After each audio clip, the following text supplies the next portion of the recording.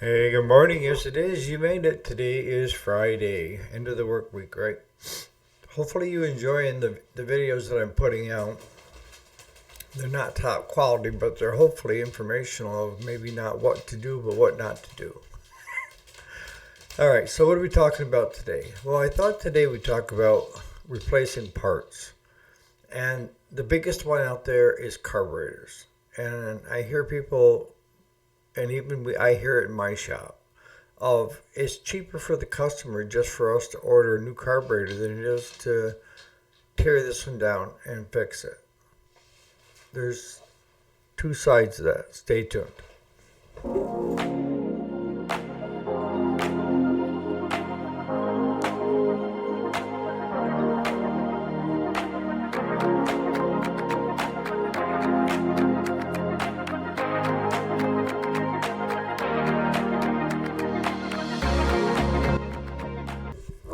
Hey, welcome back to the channel. My name is Eric. If you didn't already know it, yes, this is a weekday, Monday through Friday. Today is Friday, January 9th of 2026.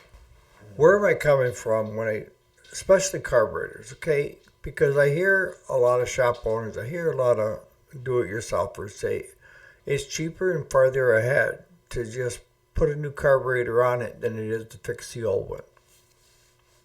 And there's two schools of thought on that, all right? School A is, what are you replacing it with?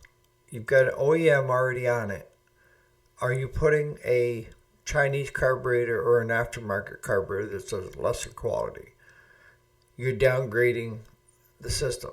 Well, you're saying, well, the carburetor doesn't work anyways. Well, it doesn't work maybe because there's a little piece of dirt under the needle, or it's got some gummed up and it needs to be cleaned out because it's not moving.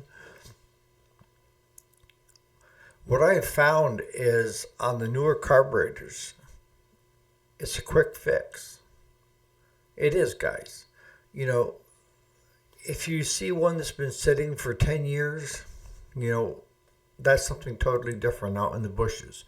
But if it ran last fall and it's not running this spring and you've narrowed it down to it's got to be the carburetor, why not take it off and fix it?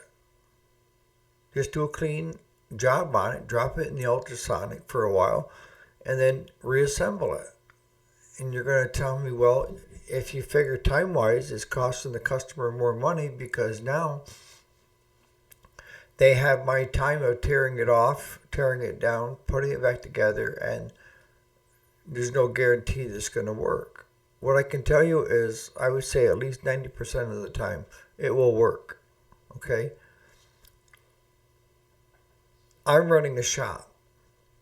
I don't get paid until the product is finished and it's running. So if I take the time and do an hour to tear that down, get it cleaned up, ultrasonic, because it's not going to take you an hour to tear that apart. It shouldn't take you only a few minutes to strip it down. When you put it in the ultrasonic, you're doing something else. You're not standing there, hopefully, just watching the bubbles do its job. No, go find something else to do and then come back to it. And then by the time you reassemble it, if you really figure out your time, you probably got 20 minutes into it of physically working on it. But the Chinese carburetors are like $13, $14. I understand that. But you're giving the customer back an OEM product that was on the unit to start with, that is a better quality, will last longer. And for me as a shop owner, I'm not getting paid until it's done. So if I can knock it out in half an hour and have that machine running again and get it out the door and get paid that week, I'm going to do it. Are there times where the carburetors are completely shot that aren't worth doing? Yeah, I've been taking them apart and totally rusted everything in it. And those are ones, just replace it. Don't waste your time. But if it's clean, and with maybe a little bit of gunk or something like that, fix it. I know what I'm going to hear is, I can't tear a carburetor apart and rebuild it and clean it and put it all back together in 20 minutes to half an hour. And the reason is because you're not doing it right along. If you're doing it right along, what you're going to find is you're going to become faster at it. And you aren't going to have to lay things out like a newbie would. You're doing it all the time, so you know what each part is, where each part goes. And if you think about it, you're still charging the customer to take the OEM carburetor off, all right? And you're charging the customer to put the aftermarket carburetor back on. So the taking off and putting back on, you're still billing for that, whether they get the OEM or the aftermarket, right? So that part you don't get to count. It's the actual time spent cleaning it. And don't be billing the customer for how long their carburetor sits in the ultrasonic cleaner. And I've had at times 2 or 3 of them in there, and I use glass jars and I fill them with different solvents, gasoline, what have you. And I can drop the carburetors right into those jars, hit the seal, and submerge them into the water. And the bubbles will come right up through the glass and right into the gas and do all the work for you. So if you have 2 or 3 going at the same time, I mean, you're making money. But no, the more often you do it, the better you become at it. That is a simple rule of life, or at least you should, of either what not to do or what have you. But I find the more often that I do something, the better I become and the faster I become, the more confident I become. And I think once you get that into your forte of cleaning carburetors, you're going to say, why didn't I do this years ago? Right? And there's no guarantee that that Chinese carburetor that you're getting is going to even work to end with. Plus, you've waited a week and a half at the minimum just to get it in, to get it paid for, if it does work. And that goes for other parts on machines too. You know, we're in such a quick hurry to become parts replacers instead of mechanics that we're losing our way, kind of, right, with the cheaper parts.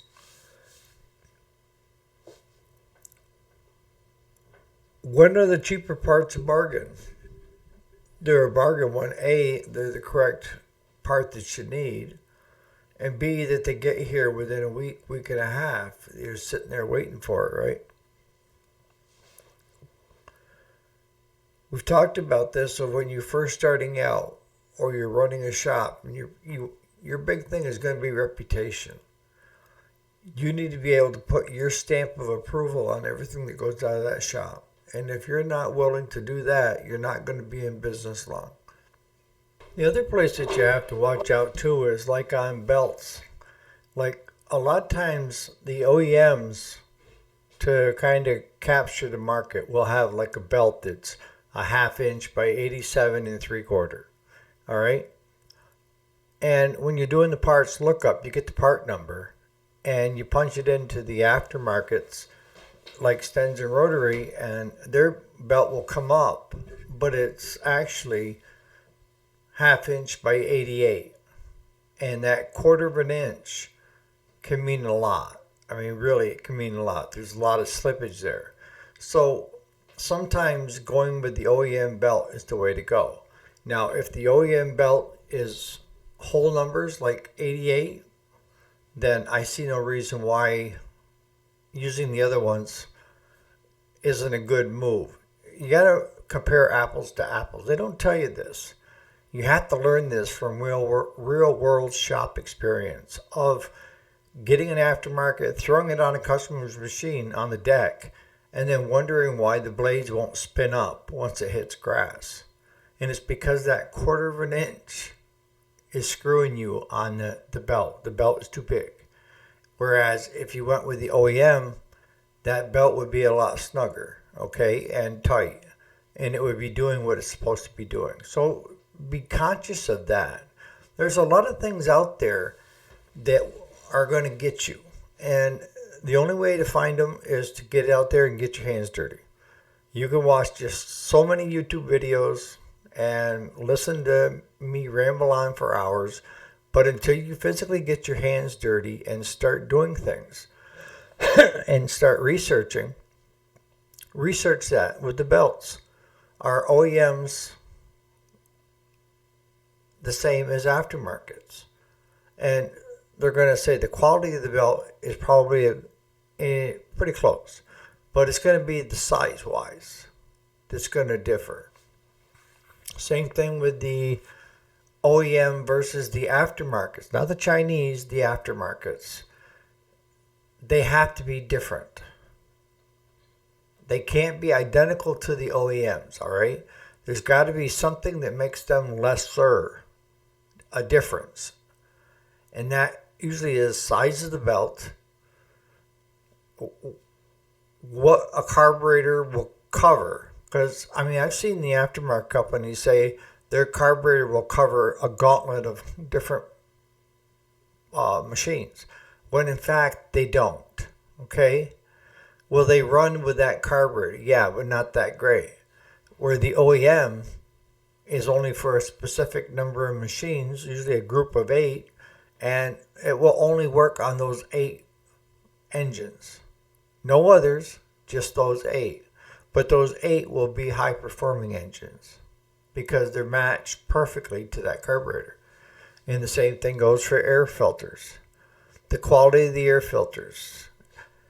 It's how much flow that's being allowed to come through into the system. And the more we go with the electronic crapola, where it's monitoring everything and adjusting fuel and air, and that's going to matter, all right? If you don't have a good quality air filter, if it's too thick, it's going to cause it to choke out, right? Just like a dirty one. It'll choke itself out and you'll end up with flooding issues. If it's too light, too paper thin, then the volume of air is going to come in faster than just like having no air filter on it.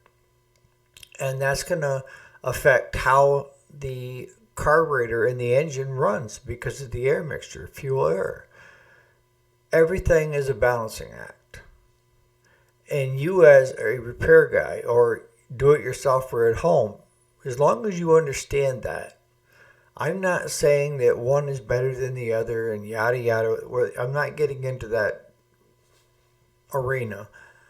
I'm just saying from personal experience. So when it comes to carburetors, the OEMs are the best, the aftermarkets are a good replacement, and the Chinese are a crapshoot. When it comes to belts, OEMs are best. Aftermarkets, I've been stung more than once on a belt where we went around and around and around and had 2 different aftermarket companies say that this belt would fit, when in fact it would fit, but it wouldn't get tight enough to spin the blades up or keep them spun up when they get into grass.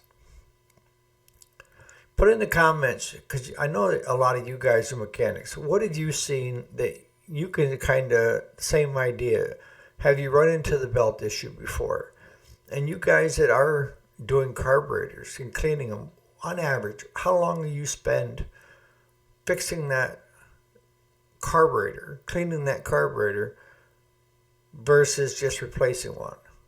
Because I know that if you're doing it on a regular basis, you should be able to knock it out pretty quick. And the minute you drop it into the ultrasonic cleaner, you shouldn't be billing for the whole time it's in there. At least I don't know. I don't think so. I mean, we haven't. If I'm not physically doing something with it, I'm not billing for it. So I'm going to start wrapping this up. The best way to learn things is to get your hands dirty and dive in. Are you going to make mistakes? Yep, but that's how we learn. You know, I learn more from my mistakes than my achievements. And that's all through my life. You know, it's when we figure out how to fix something that's gone wrong is more valuable than not having to worry about something that went right, right? And You guys that are doing this every day, have you experienced this on other parts of where the OEM and the aftermarket and the Chinese, there's a difference? So on that note, you guys have a great Friday, a great weekend. I don't know if I'm going to be around this weekend. I'm trying to put out more how-tos and like the tool video and the belts. Hopefully you guys are interested in that. I mean, I'll keep doing it until somebody says stop. No. You guys have a great weekend.